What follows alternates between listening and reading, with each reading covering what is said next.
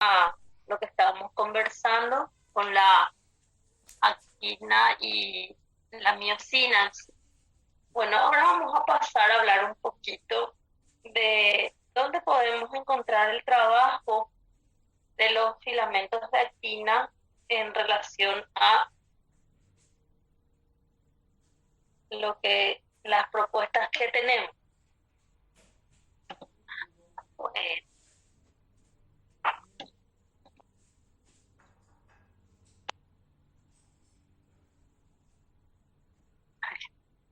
aprieto mi micrófono sin querer. Bueno, acá tenemos una propuesta de cómo una de las miocinas no convencionales puede trabajar eh, en el transporte incluso también de organelos, porque les va a hablar un poquito de las características de cómo puede ocurrir esta situación. Les va a dar, cuando les habla de miocinas no convencionales, les va a dar este caso, ¿verdad? De cómo nosotros tenemos que tener en cuenta de cómo ella funciona, como anclando. Entonces, todo esto en relación a la miocina 5 y una vesícula. Y después aparecen otras proteínitas ahí en el medio que no hace falta que lo miren. RAP, sí, anótenlo, ese sí es un adaptador. Y, y bueno, más solamente eso. Aparecen otras proteínas de melanogilina, no, al RAP lo que quiero que le tengan en cuenta ahí, RAP 25. En realidad, melanofibrina es también un adaptador, pero RAP es el que ahora mismo pueden mirar. Al otro por en cuanto todavía no. Bueno,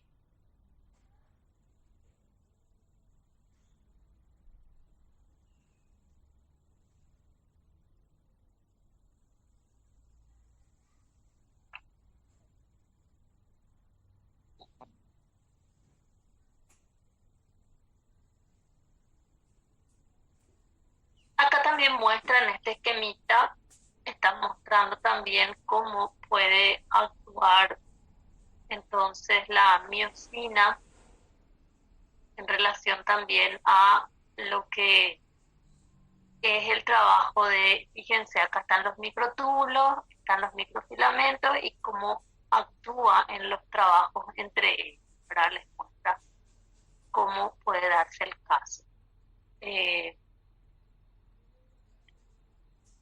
Siempre está mostrando cómo la miocina 5, ¿qué más?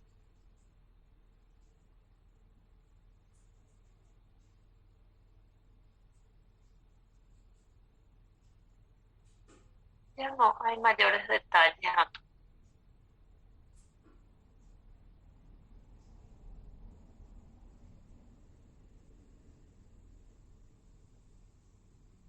Bueno, voy a pasar un poquito esto, me voy a ir acá. Los filamentos de actina también tienen importancia en formar, cuando se quedan en haces, como en este caso, y en relación con miocinas no convencionales, entonces forman parte de microvellosidades, de estereoxilios. Los estereoxilios también son como microvellosidades, entonces son unos toman que son como microvellosidades, pero en realidad eh, otros tomaban que eran como variaciones, pero bueno, son también estructuras digitiformes, así parecidos a las microvellosidades, pero no se encuentran en las microvellosidades clásicas que se estudian en el epitelio intestinal, ¿verdad? Pero los perioxilios se estudian en otro lado. Tienen también sus características histológicas que se van a estudiar mejor más adelante, ¿verdad? Si es que son variaciones nomás o qué pasó ahí. Pero sí también están formados por actina y otras proteínas. Solamente esto van sabiendo que acá no tienen los mayores detalles, ¿verdad? Pero en la microvellosidad sí tienen detalles. Microvellosidad se da entonces en la célula intestinal para aumentar la superficie de absorción de la célula. Por ejemplo, son así estructuras, le dicen digitiformes, que parecen dedos que se levantan a partir del enterocito. Bueno, nada más que eso, mirar un poquito la actina y qué proteínas aparecen con ella. Miosina 1, una motora no convencional, la bilina, tapa el extremo, puede ser que les diga si tapa nomás o les dé algún ejemplo en el texto, eso ya depende del libro para que dé o no algunos ejemplos. Bueno, otra situación después, voy a ir al músculo porque ese es un poco más largo con respecto a lo que estamos viendo. Bueno, otra situación, cuando se estudia actina también, como les dije, la actina se le estudia desde el punto de vista de su trabajo en el músculo, que es donde nuestro libro le da demasiado espacio, y después vienen sus funciones en actividades no musculares, ¿verdad? Por eso les va a decir, en otro apartado luego les va a decir motilidad no muscular, les va a presentar su función en los estereocilios, su función en la microvellosidad. No me acuerdo si el estereocilio les habla acá o presentan otro punto, solo como ejemplo de miosinas no convencionales, para mí que presentan otro punto, pero dependiente a eso, sí tienen que saber que existen en microfilamentos de actina en eso. También acá se presenta como una célula puede moverse dependiendo de su actina. Por eso les va a dar este ejemplo en donde les va a presentar como parte de la capacidad de una célula de moverse dependiendo de su actina. Eso no es en células musculares, pero sí tiene que ver con locomoción celular, ¿verdad? Por ejemplo, entonces les va a mostrar cómo puede cambiar su filamento de actina en su citoesqueleto y eso le permite mover.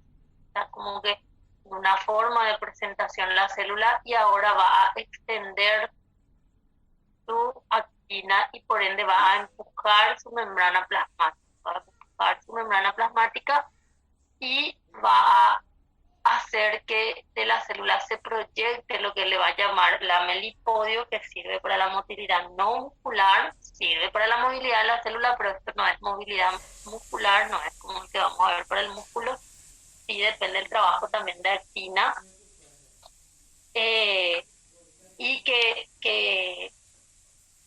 depende de la actina y las proteínas asociadas donde no entra la motor, por ejemplo. Que sí, esto puede permitir que se mueva la célula, pero no es que porque está ahí una miosina 2 o algo haciendo parecido a lo que hacen en el músculo, sino que es la actina con sus otras proteínas asociadas, que es lo que se caracteriza por esta situación de motilidad no muscular. Entonces aparecen estos casos, extiende, fíjense que como que extiende esta parte de la célula, después esta parte mismo va a cambiar, va a como contraerse y después va a estirar el otro lado. Fíjense el cambio que hace. Toda esta masa que está acá se traslada de este lado y este que sobra va a ir retrayéndose para que la célula se mueva. Fíjense, desde acá ya se fue hasta acá. Para avanzar más va a ser lo mismo. Entonces esto se propone en 4 pasos porque los trabajos se dan en relación a los cambios que tienen en la actina. Entonces le dan 4 pasos, le dice hay pasos de protrusión, acá como proyectarse, entonces eso le va, como que se proyecta a este lado, le está diciendo que ese lado es para el frente. No es que la célula sí o sí tiene su frente, sino que se proyecta hacia un lado, entonces se tomó para adelante. Entonces le dice para enfrente porque le toma como para adelante en este sentido, en este momento. Después como que va a anclarse temporalmente también al lugar, les va a decir muchas veces a su sustrato, porque esto también se estudia mucho en experimentaciones, ¿verdad? Y después va a hacer una impulsión o movimiento y que va a permitir que exista una fuerza contráctil que la célula va a realizar, que le va a permitir moverse. Por eso les va a decir que al hacer la fuerza contráctil se va a romper la adhesión con el sustrato o lo que le está sosteniendo afuera. O sea, hay una unión temporal de la célula con su entorno, ¿verdad?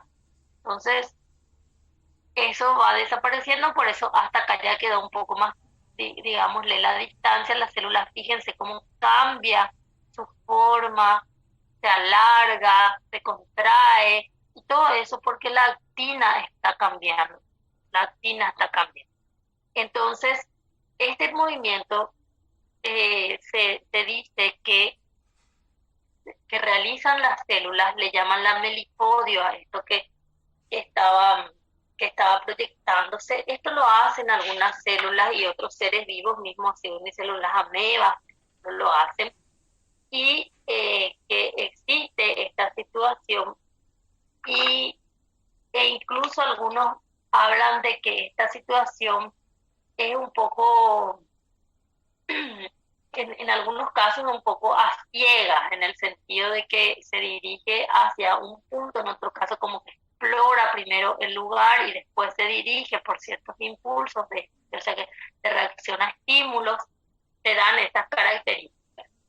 En un principio se estudiaba así, que se realizaba, que puede ser también bajo estímulos, y después se caracterizó mejor incluso, ¿verdad? Entonces, al caracterizarse mejor, o sea, viene esto siempre se supo, esto siempre se manejó también que como que la célula puede hacer un movimiento errante de eso, ¿verdad? Se va para cualquier lado, ¿no? Tiene una dirección exacta. En otros casos se demostró que sí, dependiendo de algún estímulo que esté cerca, se va a dirigir hacia ahí, va a hacer ese trabajo. Entonces ahí se fue eh, como que mejorando los conocimientos y vino entonces a dar lugar a lo que se llama esto, motilidad celular dirigida.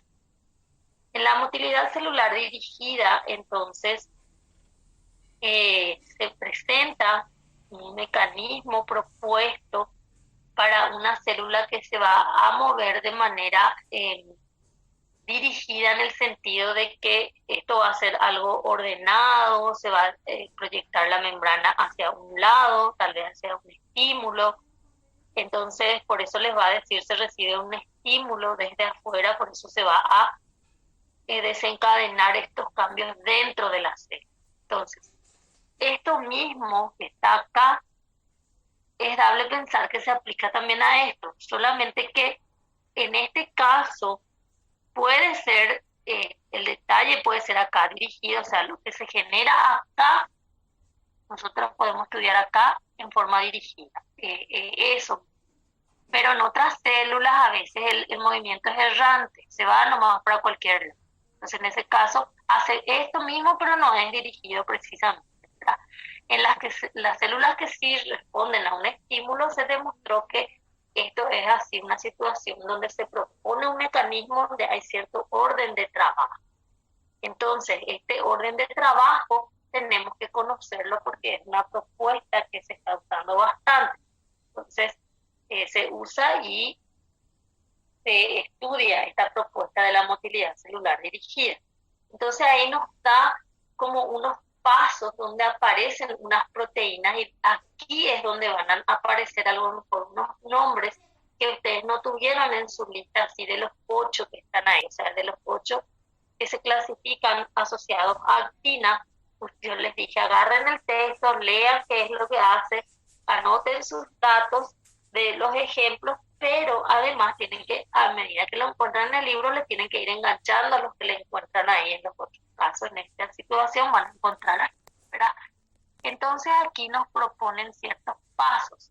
En el paso 1, él dice que la célula recibe un estímulo desde afuera, ¿verdad? Que eso le va a hacer a que ella responda con un movimiento dirigido. Eso es lo que nos... Y esto se llama contracción no muscular, movimiento dirigido. Que nosotros tenemos que tener en cuenta, recibimos un estímulo X, ¿verdad? Cualquiera, ¿verdad? Les va a decir. Entonces la célula activa un complejo que se llama ARP2, un complejo ARP2, ¿verdad?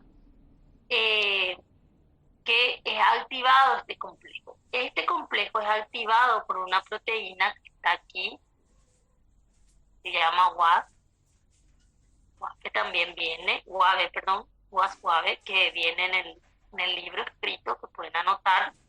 Entonces, una vez que se recibe el estímulo, nosotros tenemos que activar este complejo. Y ese complejo es activado por estas otras proteínas, ¿verdad? ¿Qué es lo que hace este complejo? Este complejo ARP23, algunos ya le llaman 23, otros tercios, ¿verdad? Ya, no importa, ¿verdad? El ARP, este complejo sirven para nuclear los filamentos de actina. Entonces empiezan a nuclear los filamentos de actina. Entonces, fíjense, este complejo es lo que me va a permitir hacer la semilla, esa que estábamos mostrando en la imagen antes de nuestro receso. Pero para que yo forme ese complejo, yo tengo que activarlo por la familia WAS-WAV. Bueno, una vez que nosotros tengamos esto, los filamentos de actina van a crecer, van a crecer. Van a crecer constantemente porque nosotros ya hicimos la nucleación y vamos a tener las concentraciones de actina ATP adecuadas, como lo dice allí, ¿verdad? Entonces nosotros tenemos esta situación de qué es lo que se realiza. El libro dice desde el paso 1 que hay un estímulo, 2, 3, comenta en esos 6 pasos. Pero en la situación a veces viene directamente en relación a, contó que se responde a un estímulo, pero pone el 1 como esta situación de que WAS-WAV permite que se forme el complejo que va a nuclear a la. Entonces, el numerito que se le coloque a veces es muy didáctico, entonces yo necesito nuclear a la actina. Y para nuclear a la actina yo necesito el complejo que le nuclea. Y para preparar el complejo que le nuclea yo voy a necesitar de otras proteínas. Eso es lo que divide en diferentes números.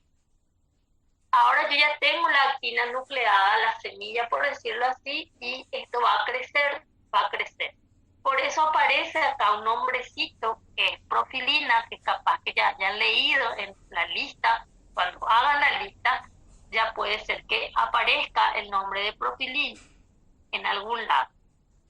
Entonces, por ejemplo, ¿qué es lo que hace la proteína ARP23? O sea, la familia de la ARP en este caso genera las puntas libres, así como embarbado que le dicen, para poder generar el proceso de nucleación de la actina y después la elongación, ¿verdad? Entonces, el proceso de nucleación en sí requiere luego de profilina. Entonces va a aparecer que requiere la profilina, por eso la profilina va a estar por ahí cumpliendo su función, que va a estar impulsando el proceso en sí de la nucleación y después ya va a hacerse el crecimiento. Entonces acá aparece el crecimiento, pero depende mucho de la nucleación y el ensamblado que se hizo acá y la profilina que va a ir ayudando en el proceso, ¿verdad? Entonces, después ya empieza la elongación. Entonces se va haciendo el trabajo de cómo nosotros vamos haciendo crecer la actina. Ahí les va a decir que una vez que se hayan, porque la nucleación es lenta, y una vez que se hayan nucleado, después como que disparamos para elongar. Ahí les va a decir que una vez que se hayan elongado los filamentos, se hayan formado, nucleado, elongado, ya viene todo ese evento juntos, los complejos ARP cambian de lugar, ya no están en la puntita, sino que cambian a los lados, se mueven. Y a partir de ahí se vuelve a estimular otra actividad de nucleación. O sea, se va a repetir esta situación otra vez y va a crecer, va a crecer, va a crecer. Lo mismo puede pensarse que después entonces esto va a migrar otra vez acá en los laterales, entonces se va a formar una red de microfilamentos en algún momento, ¿verdad? Entonces aparecen de nuevo estos casos.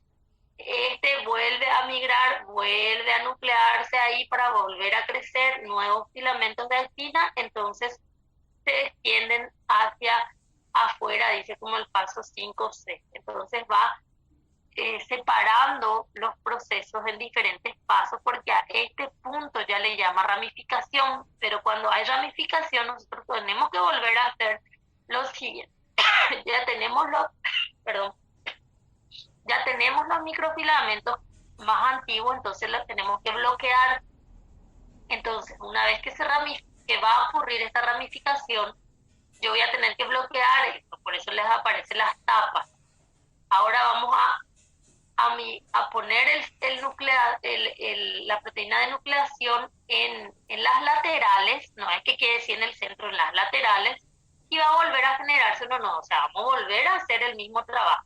Entonces, en el proceso de ramificación hay nuevo proceso de nucleación, elongación, todo, y yo tuve que bloquear los extremos de los viejos, ¿verdad? Con las proteínas tapa en esta propuesta, porque estas son propuestas didácticas. Ahí tenemos entonces la posibilidad de que el trabajo se dedique a elongar los nuevos y no más los viejos, porque ya están los viejos, ¿verdad? Y estabilizar un poco más los viejos. Bueno, entonces así, a medida que fíjense que hasta acá había como estos nomás que se nuclearon primero, ahora va a empezar a ramificarse. Entonces se piensa que cuando porque es como que van creciendo, y que cuando pueden ir formándose y que cuando se van ramificando es donde van a ir empujando la membrana. Van a crecer y van a empujar. Por ejemplo, acá va a empujar la membrana. Entonces ahí se va a formar la estructura del lamelipodio, por eso le va a decir el crecimiento del lamelipodio. Cuando se estima entonces que cuando existe ya el proceso de ramificación, ahí existe la extensión de la membrana plasmática. Bueno, entonces ahí crece hacia el estímulo que le está atrayendo, ¿verdad? Es lo que se realiza.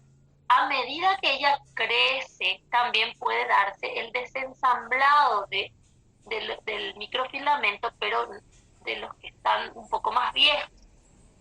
Entonces, la cofilina es la que promueve el desensamblaje. ¿Por qué? Porque se une a la actina ADP, ¿verdad? Entonces, ¿qué pasa? Se considera lo siguiente, se considera que la profilina, la que está aquí, promueve la unión de actina-ATP. Entonces, promueve que la actina se una al ATP y eso facilita la nucleación, la elongación, que de hecho el complejo ARP va a ser el nucleador, pero la profilina le tiene que ayudar generando la actina ATP necesaria para ese proceso, ¿verdad? Porque ya están las condiciones dadas para que ellas vayan uniéndose en un lugar específico, porque estas son las que se mueven como para indicar, acá podés formarte, acá podés tener tu base, acá sería como la gamma tour, pero que se está moviendo de un lugar a otro, no es que se queda específicamente en un punto, ¿verdad?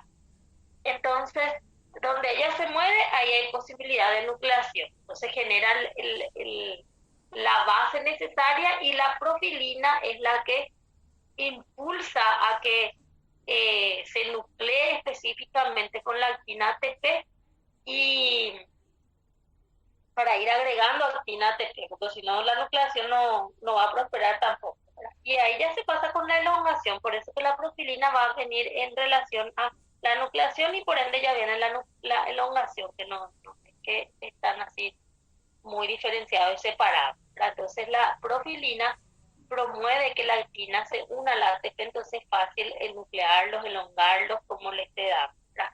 Y la cofilina promueve el desensamblaje porque la cofilina se une a la actina en ADP. Entonces la actina ADP, como la actina va a hidrolizar el ATP en algún momento porque va va a tener su actividad parecida a la tubulina, la tubulina beta en relación a la ATP acá.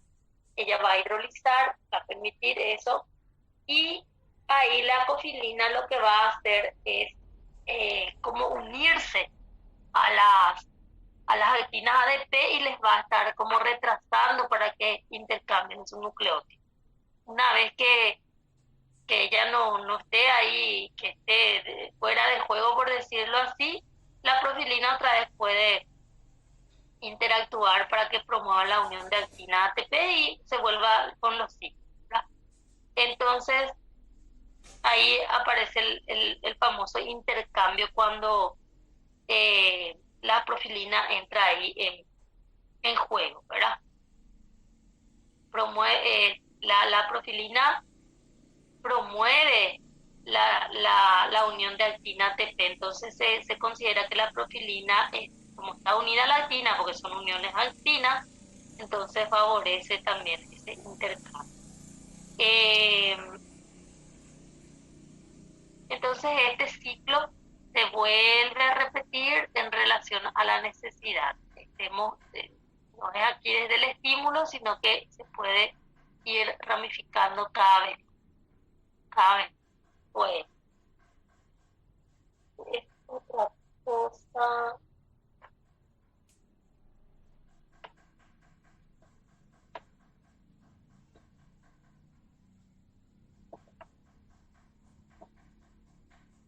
Bueno, por la actina, de las partes básicas de su función en relación al movimiento de la célula, a conformar estructuras como microvellosidades, ya tenemos ahí.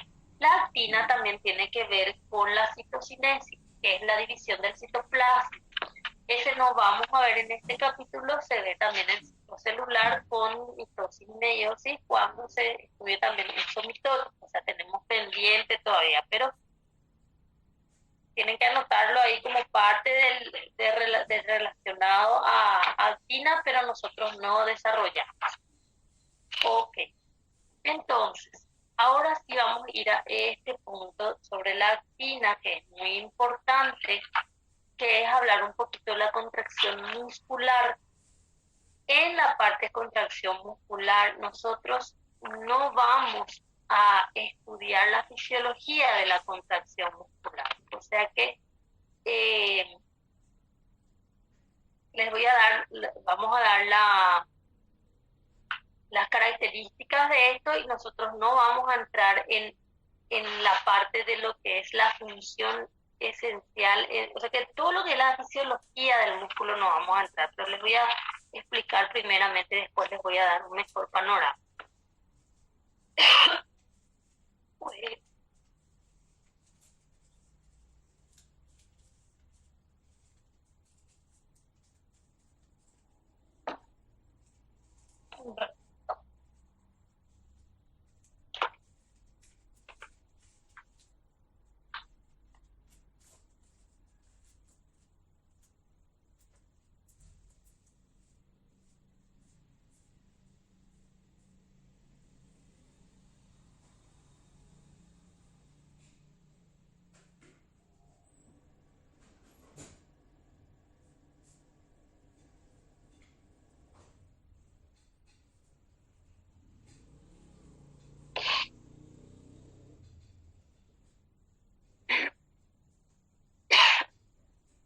bueno, entonces tenemos esto que es el músculo esquelético. El músculo esquelético entonces tiene sus características histológicas. Pero como todo nace de la biología, entonces tenemos que estudiar también sus características histológicas.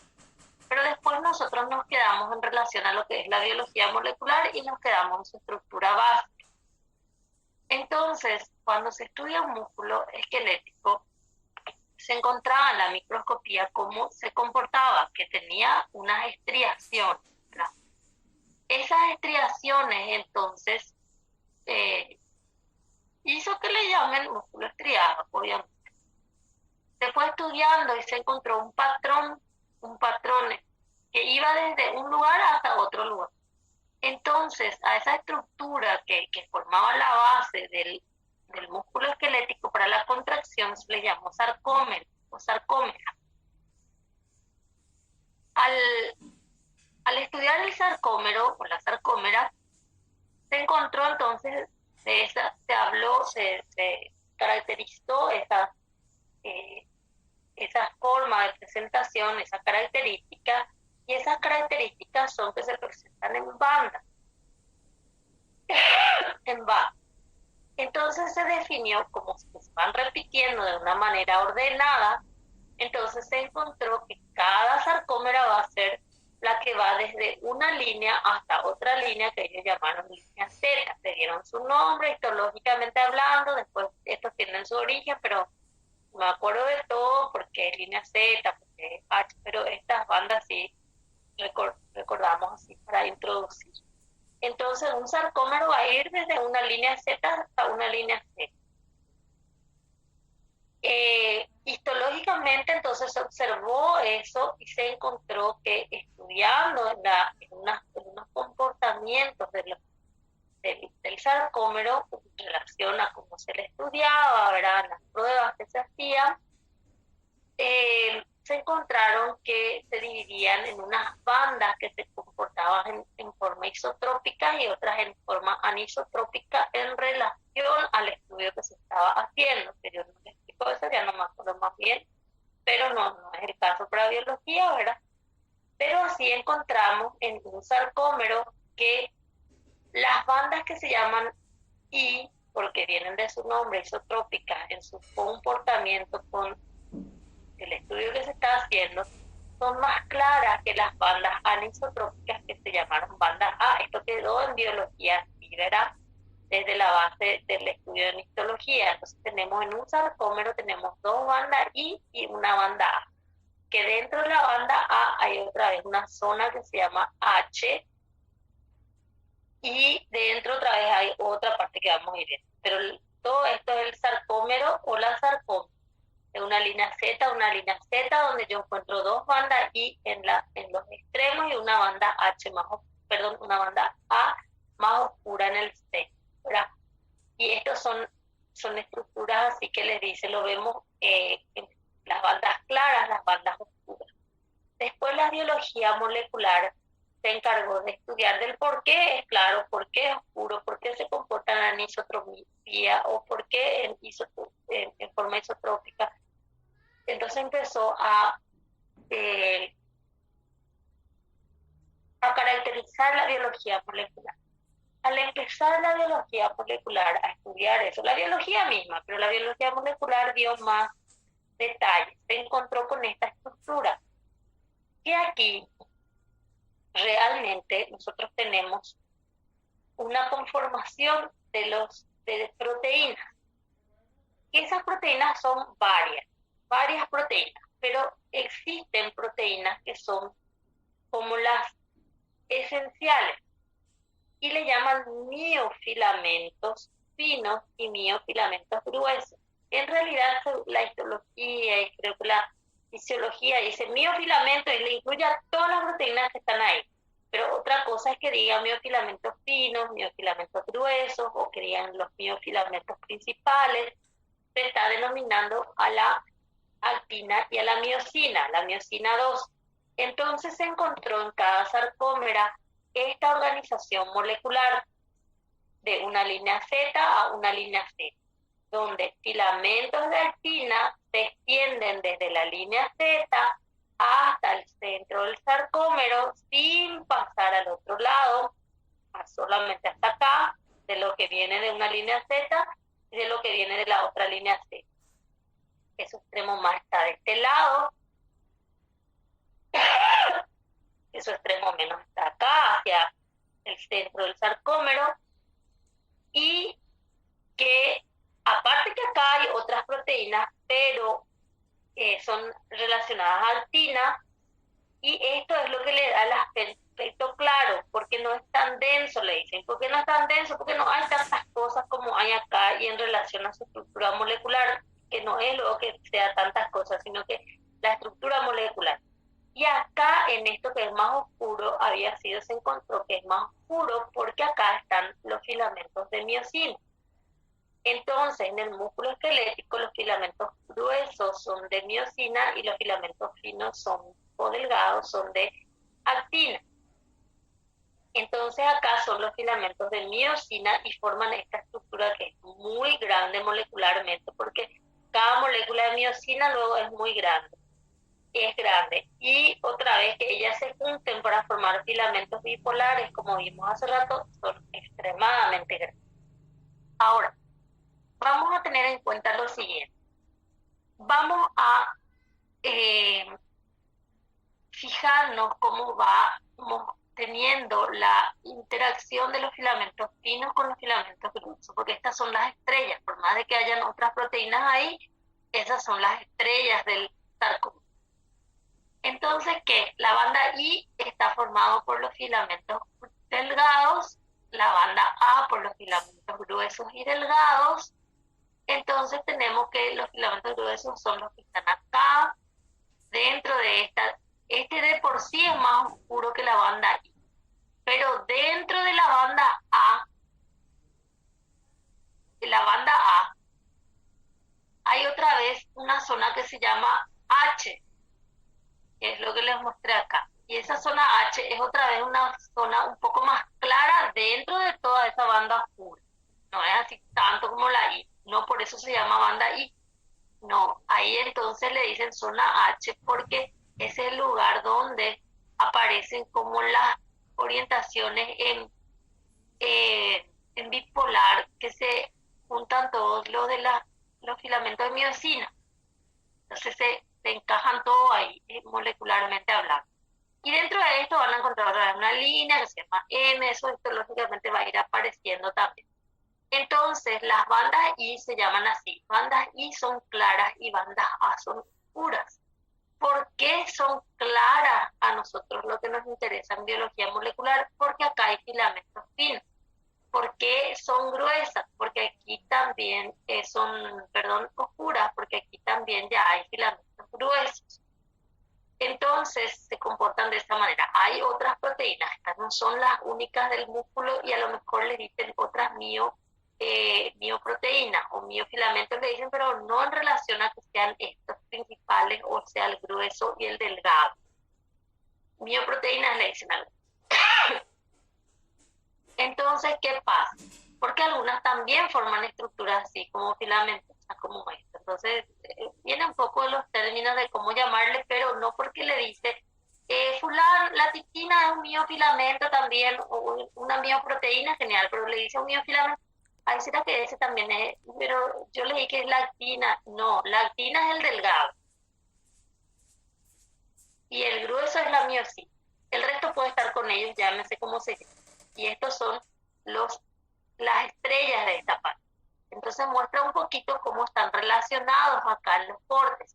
Si nosotros hacemos cortes solo a esta altura, vamos a encontrar filamentos finos. Solo filamentos finos le va a decirlo a alguno porque solo está refiriéndose al filamento fino y al grueso, cómo están ellos interaccionando. El resto es cero importancia más o menos, ¿verdad? En lo que es la estructura en sí, ¿verdad? Pero en la fisiología son todos importantes.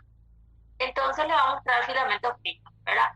Si hacen un corte a esta altura van a encontrar finos y gruesos, dispuestos de una manera tal que les va a explicar el libro por una cuestión de lógica, pero que no es demasiado, ¿verdad? Y a esta altura, en la zona H, si te hacen corte, van a encontrar solo filamentos gruesos otra vez, que es la parte de la miosina donde se vuelve bipolar.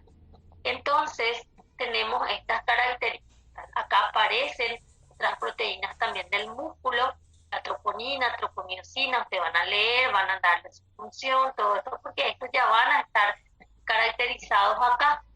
Ay, perdón, acá ya aparecen. Algunos ya aparecían con estos nombres y otros no, y le van a ir agregando. Y después empiezan a ver los otros nombres. Por ejemplo, les dije la titina, que hace la titina, que hace la nebulina. Entonces, ¿qué hace la tropomiosina, que está acá? La troponina,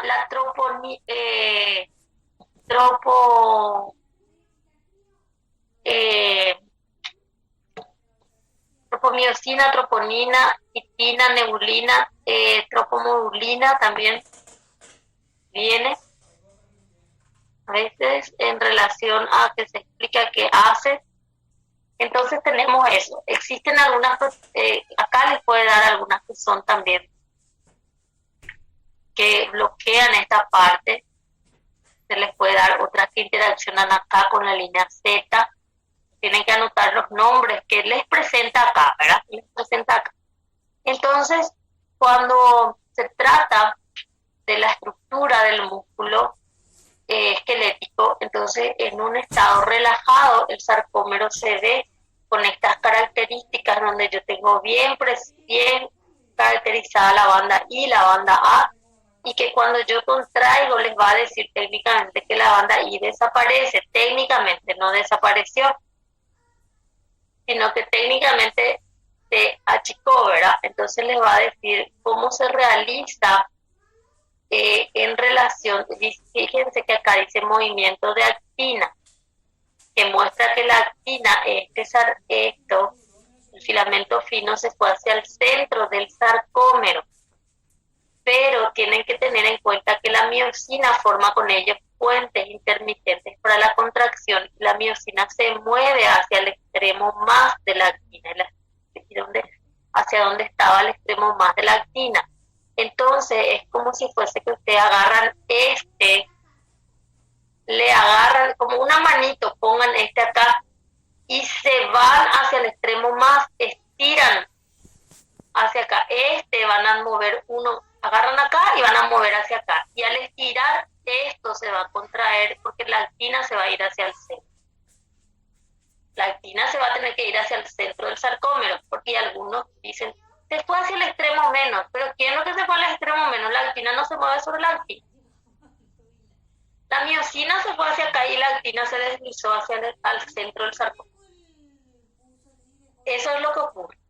Entonces, este es el proceso básico que se llama también deslizamiento. La actina se desliza sobre la miosina y hace que la miosina se mueva hacia el centro del sarcómero. Entonces, por eso el sarcómero se acorta en la contracción y se alarga en la relajación. Entonces, eso es lo que ocurre. El evento de la contracción muscular también es por deslizamiento, así como para los cilios y flagelos y su movimiento.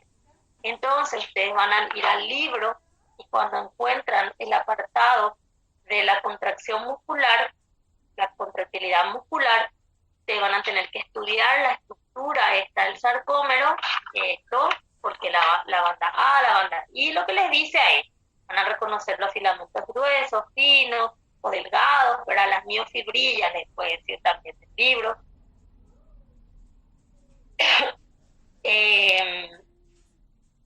¿Qué más? Y ahí van a estudiar el sarcómero, o sea, dónde está su extremo más, su extremo menos, qué proteínas hay ahí, aparte de la actina y la miosina, lo que les presenta el libro. Después van a decir que para contraerse, ustedes necesitan de energía, obviamente, ese fenómeno va a generar el gasto de energía y van a tener en cuenta que la miosina se mueve hacia el extremo más de la actina, la miosina hacia el extremo más de la actina, forma unos puentes que se llaman puentes transversales intermitentes, porque se forma y, o sea, es como que le agarra y le suelta otra vez, ¿verdad? No es que están ahí eternamente. Entonces, se resume de esa manera. Hay partes del libro que ustedes no van a leer para estudiar para el examen, o sea que no es luego que denle una leída que por la duda no van a leer porque van a resumirlo más de la siguiente manera. Por ejemplo, cuando alcanza la parte que dice base molecular de la contracción, ustedes van a decir por deslizamiento, terminó. No entramos en los detalles de la fisiología y sí tienen que saber que necesitan energía en los detalles de la fisiología y sí tienen que saber que necesitan energía para el proceso. Después más adelante les va a decir lo energética del deslizamiento del filamento, o sea, energética de la contracción quiere decir eso. Y van a poner gas ATP, porque ahí empieza a hablar todo de cómo pueden interactuar incluso en la fisiología de la contracción, les va a hablar del papel de calcio, por eso existe el retículo sarcoplásmico en el músculo, ¿verdad? Pero nosotros no entramos a esos detalles porque necesitamos conocer más de fisiología y de la morfofisiología misma, ¿verdad? Para que ustedes acompañen en el segundo curso. Por eso ahí recién, acá tienen que saber que existe la troponina, tropomiosina, pero no van a entrar a estudiar los detalles de estas estructuras dentro del libro. Sí van a citar entonces, que van a ir viendo nada más ya más adelante, no ahora mismo. Entonces, cuando alcanzan las bases moleculares de la contracción, ustedes van a decir por deslizamiento. Para eso ustedes ya estudiaron todo, que es filamento fino, que es filamento grueso, cómo está el sarcómero. Esa es la esencia. Es largo esto, pero realmente nosotros no estudiamos enfocando todos los detalles en biología. Esto es mucho de fisiología, como ya les dije. Entonces ya tenemos la base y punto. Y que se gasta energía, por eso les va a decir en una parte energética de la contracción muscular o energética del deslizamiento de filamento, como le esté llamando, y les va a decir que utiliza ATP. Los ciclos que cumplen la actina y la miosina juntos simplemente es para hacer el deslizamiento, solo eso de resumen. Después les habla de el libro les va a traer también de del acoplamiento de la excitación y contracción. Así que no es lo que van a resumir, no así como los anteriores. Los anteriores era cuál es la explicación molecular de la contracción, el deslizamiento de los miofilamentos. ¿Por qué? Porque la miosina se mueve sobre la actina, tiene que formar unos puentes y que el DAT y eso no gasta energía. Termina. Bueno, y después van a la excitación-contracción, que no es lo que van a resumir nomás así diciendo la esencia. Con esto, nosotros terminamos la parte de microfilamentos, que son los otros componentes del citoesqueleto. Son los otros componentes del citoesqueleto. Con esto, entonces, pasamos ahora a los filamentos intermedios. Los filamentos intermedios son muchas, fíjense que acá en actina, en microtúbulos, hablamos de las tubulinas, hablamos de la actina misma, que conforman esta estructura. Entonces, si yo voy acá, antes de entrar aquí, otra vez voy acá que terminé ya actina y miro mi cuadro, entonces ya entiendo más que las unidades incorporadas son actina ATP, que también el sitio preferencial se va a dar en el extremo más, porque nosotros ya sabemos que existe una situación hacia el extremo menos que se explica muy bien en este caso es más claro que los microtúbulos, pero que dijimos que llegado un momento, nomás otra vez que va a llevar la posta en relación a la situación, que tenemos polaridad del microfilamento, que tenemos actividad enzimática ATP-ASA, la actina. Su proteína motora son las miosinas, las proteínas se llaman proteínas de unión actina, son muchísimas, se van a dividir en 8 grupos. Su estructura flexible, no es un tubo rígido, hueco, no extensible, es decir, la tienen más o menos en diámetro, chiquitito, en todas las células eucariotas. Estas son las funciones. Fíjense que acá se comparten.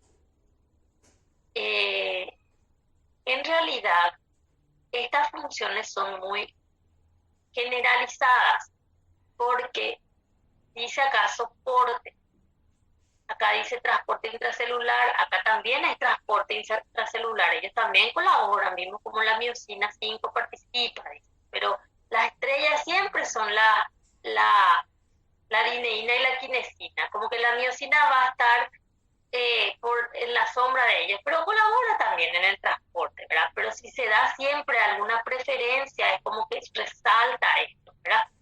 De los microtúbulos. La motilidad, por ejemplo, resalta porque está el movimiento, la formación del amelipodio, en contracción no muscular, por ejemplo, entonces él resalta la movilidad de las células. O sea que ahí se le atribuye luego ahí. Contractilidad, sí, obviamente, organización celular como que se le da al microtúbulo porque él pues es el que espacialmente se irradia, por decirlo así, y la actina como que se alegra más cerca de la membrana, por eso que también acá dice soporte, pero muchas veces con la actina también les va a poner soporte. Acá en el cuadro no colocó, pero viene también en relación a describir, porque fíjense que la actina hace parte de las uniones que vimos la otra vez, por ejemplo. Bueno, y se encuentra en el citoplasma. Ahora voy al filamento intermedio, que es el último miembro de esta familia que tenemos de las proteínas del citoesqueleto. Entonces, las proteínas del citoesqueleto, vamos a cerrar con estos citoesqueletos con los filamentos intermedios. Los filamentos intermedios también se esparcen, digámosle, por todas las células. Esto sí que más porque están incluso en el núcleo. Los microtúbulos, acá tienen ustedes cómo más o menos se organizan las proteínas del citoesqueleto, como que los microtúbulos ya ven, irradian desde un lugar, el centro organizador, y la actina como que están cerca de la membrana, y ellas necesitan nomás su nucleador para poder empezar a formarse, por decirlo así. Ese nucleador puede estar acá, puede estar acá, puede estar acá, puede moverse acá, puede irse allá, pero necesita él de eso y generalmente están acá por la periferia, por eso incluso participa en la contracción no muscular para dirigir el movimiento celular.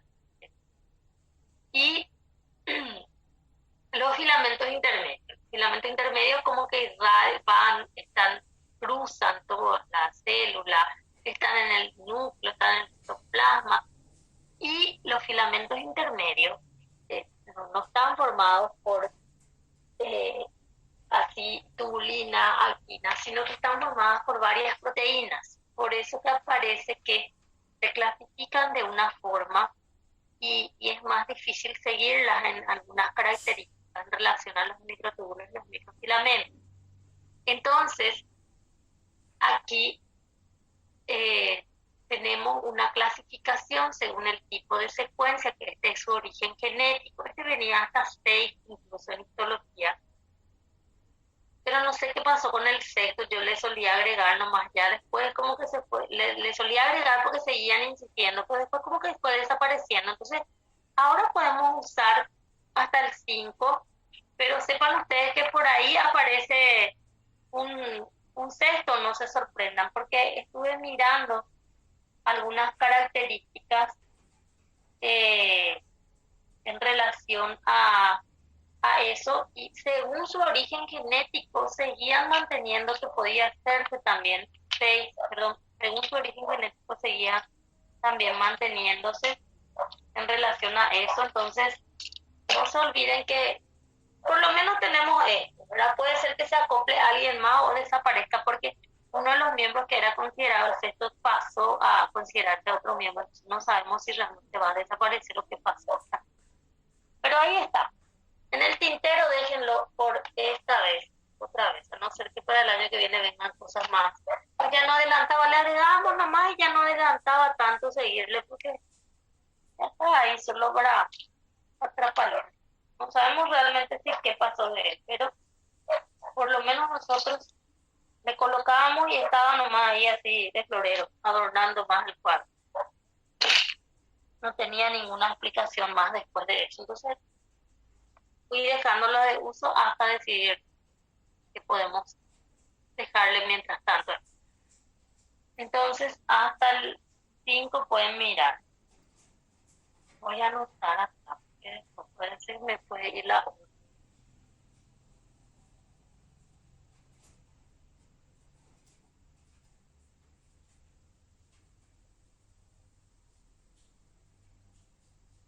Bueno, después seguro yo voy a ver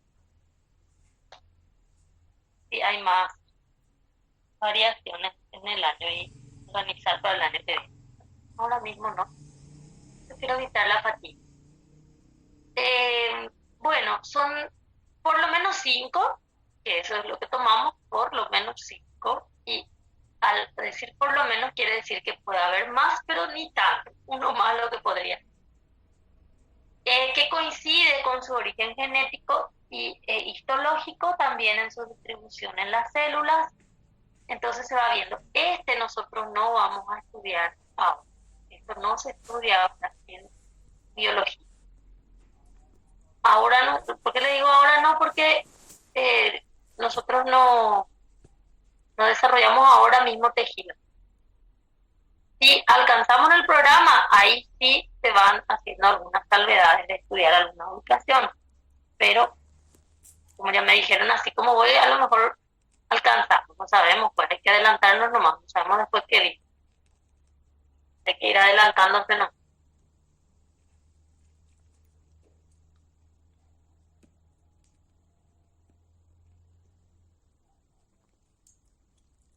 Ahora, esto sí tienen que saber los tipos y los ejemplos, porque esta es la parte de biología. Las proteínas del filamento intermedio, tipo 1, ¿quiénes son? Tipo 2, fíjense que son 2, se llaman el mismo. Ellos luego existen varias clases, ¿verdad? Las características nomás varían si va a ser tipo de comportamiento. Y anotan los ejemplos. Tipo 3 tienen 4 ejemplos. Tipo 4 tienen neurofilamento. Inestina. Acá tienen neurofilamento, LMH, así pueden poner, y inestina. Proteína de lámina, son 3 tipos, pero son tipos 5, y estos son del núcleo. Esto sí, acá, esto es la ubicación, no, pero en general, acá tienen que decir que hasta acá es del citoplasma y uno es del núcleo, que coincide que es caracterizado luego por el tipo de secuencia como 5. Entonces se puede decir el último si es que nos quedamos hasta el 5, ¿verdad? Es luego del núcleo. Y bueno, estos filamentos intermedios tienen una forma de generarse que nosotros tenemos que estudiar y diferenciarlo un poquito de los microtúbulos y de los filamentos intermedios. Entonces, aquí tenemos lo siguiente. Este sería un monómero para filamento intermedio. Una de las tantas que puede existir, 70 por ahí les puede decir. Y eso después caracterizan a esta lista de qué grupo van a ser. Entonces, no importa si es cualquiera de uno de estos, no importa, cuando se van a formar, entonces necesitamos estos monómeros. Estos monómeros son las cadenas básicas, cadenas peptídicas básicas de la estructura, en el sentido de la proteína, no de la base de un filamento intermedio que se considera después, más adelante les voy a ir indicando, ¿verdad? Entonces, estas cadenas pueden unirse unas con otras para formar un dímero. Entonces, estas cadenas pueden unirse una igualita a ella con otra cadena distinta.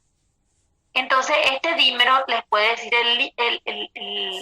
las informaciones, les puede decir que el dímero puede ser homodímero o bien heterodímero, porque las cadenas pueden ser idénticas o pueden ser diferentes, pero siguen siendo cadenas de filamentos intermedios. Entonces, ahí nosotros tenemos lo siguiente. Estos dímeros sí se unen unos con otros, lado a lado, una situación no covalente, pero se realiza de una manera en que el carboxilo terminal de un dímero se organiza con el amino terminal del otro dímero. Fíjense que acá los monómeros se unen todavía coincidiendo sus extremos carboxilo y amino terminal. Entonces, los monómeros tienen sus extremos y se unen en dímeros coincidiendo esos extremos en el sentido hacia dónde están, y acá justito uno con otro. Acá en lo que se llama un tetrámero, donde nosotros vamos a unir los dímeros, no es que vamos a empezar a unir 4 así de ellos juntos, sino que tienen que estar primero en dímeros. Vamos a cambiar el sentido de organización de cómo se encuentran los extremos de los dímeros, porque coincidían N con N, C con C, entonces N y C coincidían ahí y acá ya no coinciden. Son opuestos. Entonces se dice que los monómeros se unen en forma paralela, coincidiendo los extremos amino y carboxilo unos con otros, y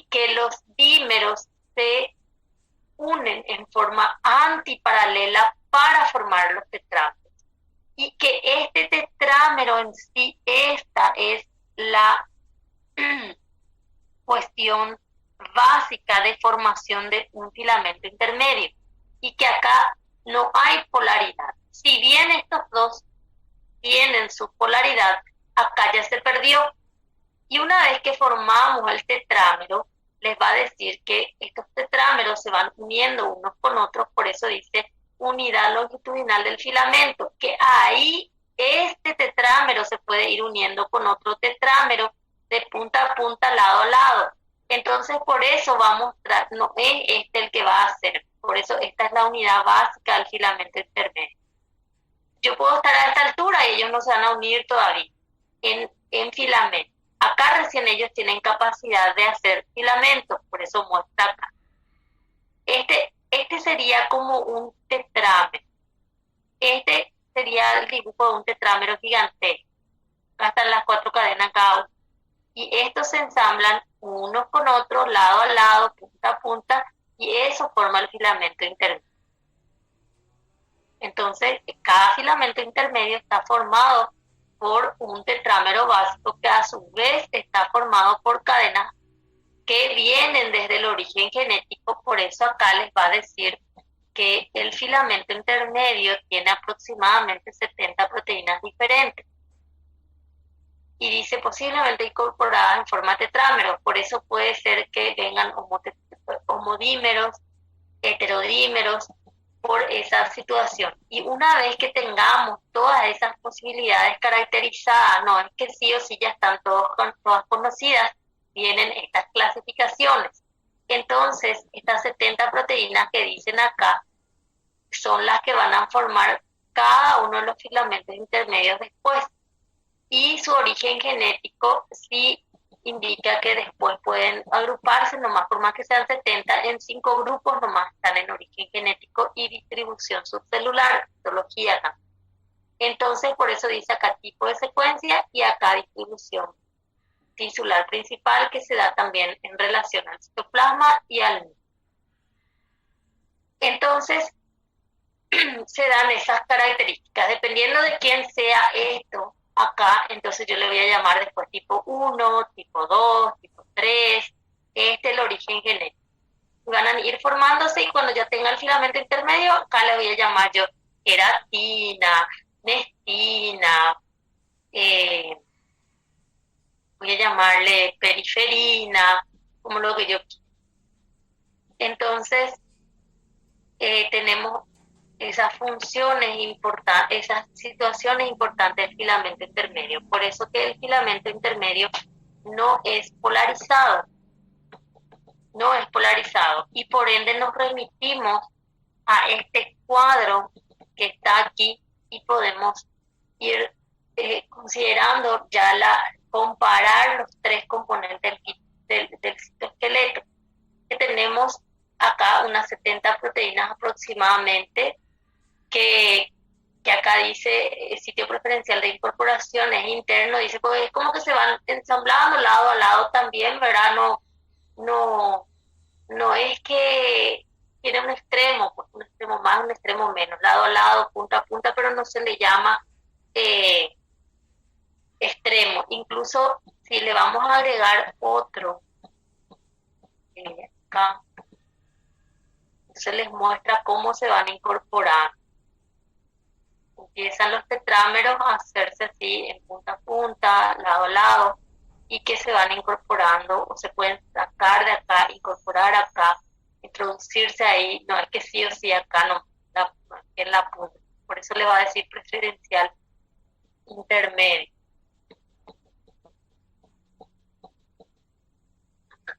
Interno.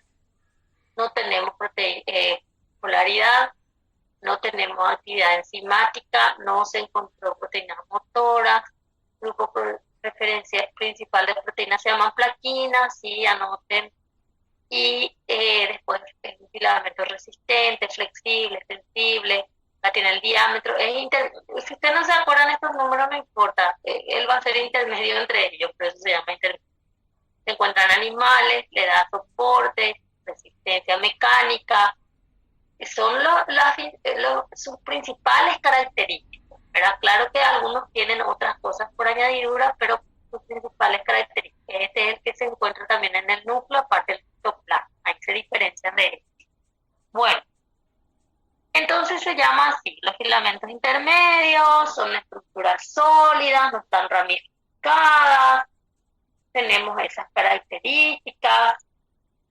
Del 1 al 5 con criterios bioquímicos, genéticos, inmunológicos, histológicos incluso, pero dejamos ahí abierta la posibilidad a ver qué se define, pero yo creo que va a ir quedando como incoloro definitivamente. Bueno, tienen muchas funciones, pues, forman puentes cruzados, o sea que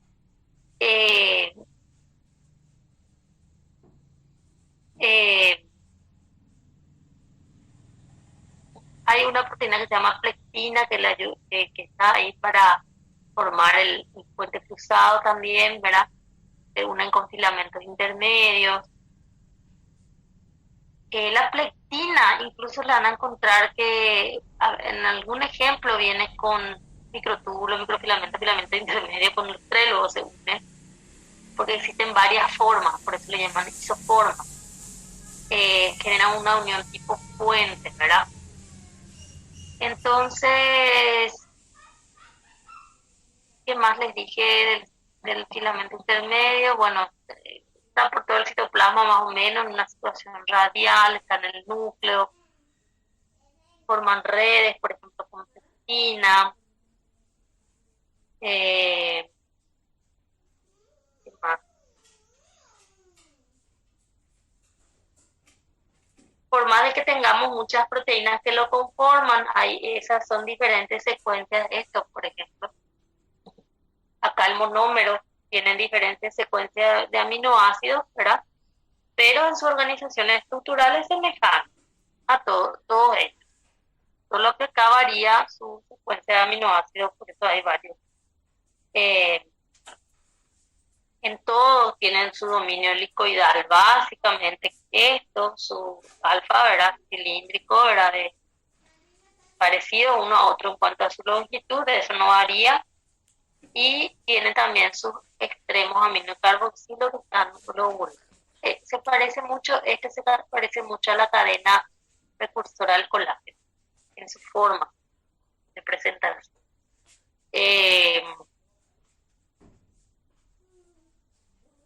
¿Qué más?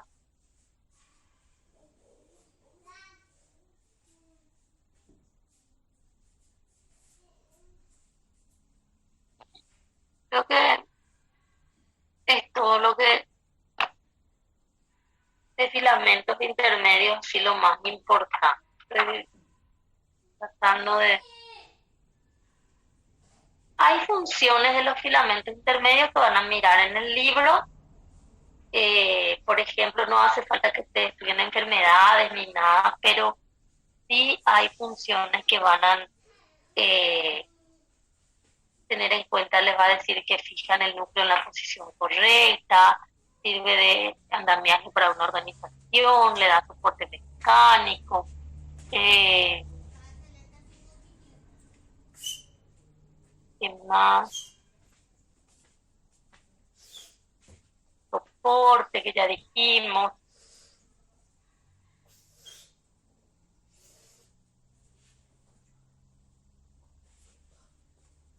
Hay algunas proteínas que se caracterizan ahí con brazos laterales.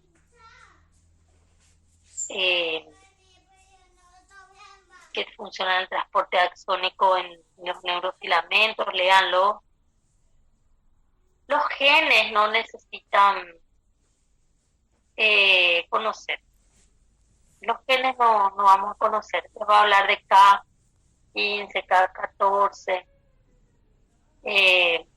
Solo que sí, después van a cerrar diciendo que si hay mutación en esto puede haber algunas enfermedades. Solo eso, pero no entrar a hablar de epidermolis y cosas. Bueno, en general estos filamentos intermedios es re fácil. Una vez que se estudió el microtúbulo, esto ya es así, ¿cómo se dice? Pan comido. Ya se pasa por alto. se conoce microtúbulo y microfilamentos y filamentos intermedios ya es rápido. Bueno, entonces, con esto nosotros terminamos citoesqueleto. Terminamos los citoesqueletos. Y nosotros la próxima semana tenemos un encuentro asincrónico, que es lo que se había decidido en su mayoría, de acuerdo a la propuesta que les di. Entonces, ¿qué quiere decir un encuentro asincrónico? Ustedes van a estar con la clase de biología, yo les voy a dejar la clase grabada de sistema endomembranas. Esa semana ustedes ya se van a dar cuenta cómo estoy avanzando. Cuando termine esa clase ya se van a dar cuenta si vamos a avanzar mucho o se va a quedar por ahí nomás, porque yo tengo que empezar a grabar la clase. No les voy a dar ese día para terminar sistema de endomembranas, no creo que yo tampoco alcance a grabar todo, y aparte que tengo que administrar en las horas de clase que damos, máximo 3 horas y media más o menos, pero les voy a hacer por parte, no es que les voy a mandar una grabación de 3 horas y media corrida, seguro les voy a dividir por parte. Para que también lo vayan viendo por parte. Y esa maratónica clase yo ya tengo que empezar desde esta tarde, tengo que grabar ya hoy. Entonces de a poco voy a ir grabando y de acuerdo a cómo avance en mi grabación también voy a avanzar en el sistema endomembrana. Entonces la próxima semana vamos a tener un panorama mejor de nuestro parcial, que ustedes no están ajenos a eso porque saben que tienen que estudiar. En biología siempre nos manejamos así. Sí, siempre tenemos un patrón hasta donde llegamos, pero eso no es que es una regla. Nosotros siempre tenemos un patrón hasta donde llegamos, pero si avanzamos más, bueno, incluimos, y si no alcanzamos, tampoco incluimos lo que nos propusimos, ¿verdad? Porque depende mucho del... Entonces, hasta donde avancemos y terminemos, sí, siempre son las evaluaciones. Lo que sí, también en biología, yo siempre hago es que no es que se incluyen en las evaluaciones aquellos puntos del programa que yo no desarrollo, porque a veces sí en el programa trae más cosas, ya al final, por ejemplo, puede traer más casos de situaciones que no alcanzamos luego desarrollar, entonces no es por eso que ustedes van a desarrollar durante las clases, sí, lo que dábamos y desarrollamos, eso es lo que se evalúa y tienen que saber esa parte. Cada profesor es libre de elegir porque es una situación de particularidad de cada profesor, no está establecido en el reglamento ni nada, entonces yo por lo menos lo que no alcanzo a desarrollar ya no evalúo. Bueno, vamos a dejar la clase de hoy aquí, antes que me arrepienta, tienen que salir todos de una vez, o si no voy a empezar ya el sistema endomembrana, pues es súper temprano. No se olviden que el 21 va a ser nuestro encuentro para aclarar las dudas. Vayan anotando, yo no anoté nada, vayan anotando. Les dije que ese día a lo mejor nos quedábamos un poco más, pero tengo que ver porque esa tarde sí tengo que irme con enfermería. Entonces me va a apurar hora, pero vamos a estar administrando entre nosotros. Podemos ponernos de acuerdo y empezar antes de 7:30. Todo depende de cómo yo avancé en mis clases de sistema endomembranas grabando la... Bueno, ok. Aquí tenemos entonces, dejamos por aquí nuestra clase de hoy. Voy a dejar de presentar, salgan ya ahora